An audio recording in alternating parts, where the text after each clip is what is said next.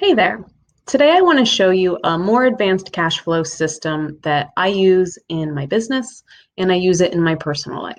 So with traditional budgeting, we sit down and we look at the amount of income coming in, we look at the expenses going out, and we get kind of just a grand total. This amount comes in, this amount goes out, and that's what's going to happen this month. But if you're like me, there are times in the month where the cash in your checking account dips to a low point that makes your heart beat a little faster. And if you're like me, maybe there was a time that you've overdrawn your checking account because you didn't know what was coming out when, which expenses were going to come out on Tuesday before your direct deposit hits on Friday. So this system will let you see where those high points and low points are in your cash flow so that on April 27th, when your account dips really low, you'll know, oh yeah, I know it's going to dip that low. And then I know that my paycheck is going in, or I'm getting ready to get paid from a sale. And that money's going to go into my account. And then my balance is going to go back up. And then these expenses come out. So you'll see that kind of like an up and down in your account over time, a pattern. And that's what this system helps you see. I'm a very visual person. If you are not somebody who really likes spreadsheets, or maybe you just want to get started and do this on your own, you can always just use a calendar and pencil and paper. So you could print out a calendar, you could use your planner, you can use your wall calendar, and basically what you're going to do is just record when certain expenses come out each month. And you're going to look in advance. You can look at a couple weeks at a time to see what's going to come out, what are my balances going to look like, and it just takes away the uncertainty. That's where your stress comes from a lot of times with money. It's the uncertainty of, is this as low as the account's going to get? Yeah, it might be. All right, so let's dig in and I'll show you the system here this is the spreadsheet that I built. One of my mentors sent this to me many, many, many years ago, and I have tweaked it and changed it. And so this fits really well for my business. And then, like I said, I use it in my personal life as well. So we're just going to start here on January 1st. So this is the week beginning January 1st. And then this would be the week beginning January 8th, and then the 15th and the 22nd. So the week of the 1st, our balance was $1,525. We're going to get paid $2,100 this week. So we know that's coming in. And I've included some things here. Maybe you have a side hustle, and so you've got some additional business. Maybe there's a second job. Interest, if you're going to get interest from any of your bank accounts, maybe you know that you get 2 cents every month. Go ahead and record that.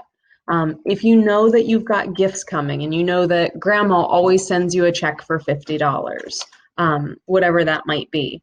Maybe you know that you're going to need to transfer some money from savings. There's a big expense coming and you need to pay for it. You could record that here, and you can change these any way that you want. Then we're going to record our expenses. So we've got $900 coming out in either a mortgage or rent payment. Maybe we've got $267 in a car payment. Let's say it's $432 for a student loan. Let's say the internet is not coming out, neither are your credit cards.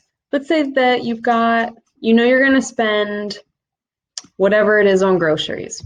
Say you're going to spend $140 on groceries this week.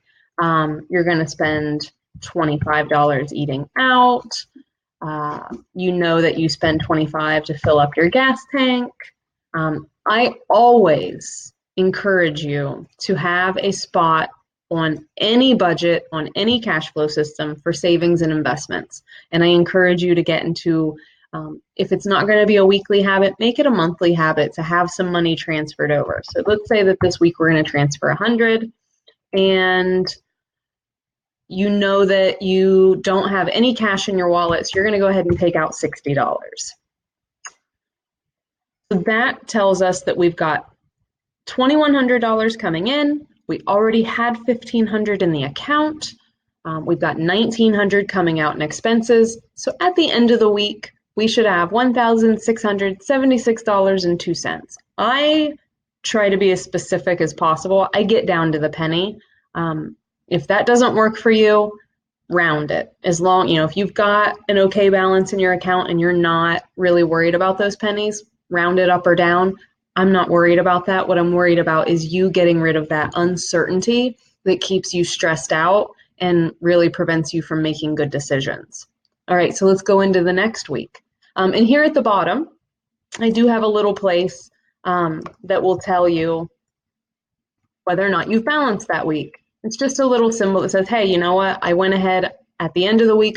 I looked at this. Everything was correct. And I encourage update it throughout the week, especially in the beginning while you're trying to learn that pattern. Update it as you go. All right, let's dig into the week beginning January 8th. So we paid our rent and our car payment and our student loan. That's all paid. The internet is due. $64.99 for your internet. Let's say that you've got maybe your water and trash bill is going to come out and it's $20, and maybe that's it. Oh, wait, we do need to eat. Let's see, you went to the groceries and spent $140. Maybe this week you spend $70. Maybe you've got a pretty big birthday dinner coming up and you need to spend $50 going out to eat. Gas, we'll say again, is $25. And let's just stick with the monthly, $100 going into savings each month, just for the sake of this example. And we'll say that that balanced. And at the end of that week, you have 1,446. You move into the week beginning the 15th. And over here, you've got maybe a Chase credit card bill coming out, and it's $140. And you still got to eat some groceries. So let's say that this week it was $85.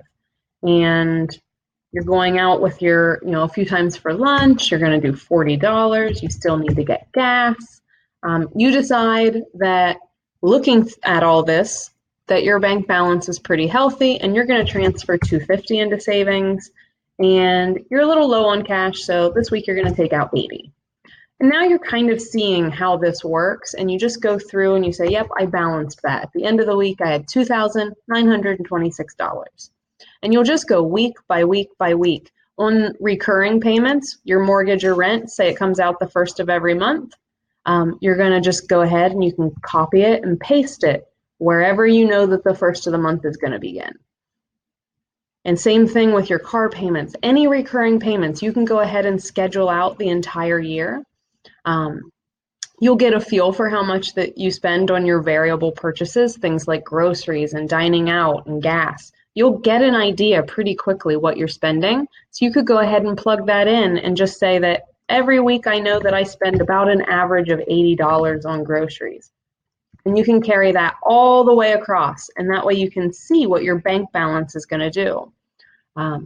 This is just a system, like I said, I've been using it for years. It took away all of the uncertainty of what was actually going to be in the account. That's what was stressing me out. Were we going to have enough money this week? Because sometimes big bills all came out at once. And this let me see what to be prepared for. I knew in advance, do I need to move money out of savings? I knew in advance, hey, you know what? I think we're doing really well and I'm going to move an extra $1,000 over to savings this month. I could kind of see some of the goals I was working on here. So I hope that this helps you. And like I said, if you're not someone that's comfortable with spreadsheets, don't use the spreadsheet. You can always do the same work, the same process, putting pen to paper on a calendar, in your planner, somewhere that works for you. The main thing is just to see where your money's going to go in advance so you can be prepared and not stressed out. So thank you so much for watching. If you want this spreadsheet that I use, if you don't want to build your own and you don't want to do manual writing it all down, if you really just want this spreadsheet, I'll drop a link down below where you can pay a one-time fee and download it, and that way you'll be off to the races. But like I said, you don't need it. You can create your own or just do it the old-fashioned way, pen to paper. Again, I hope this helps. Thank you so much for hanging out with me. Good luck out there with your finances and have a wonderful day. Bye, guys.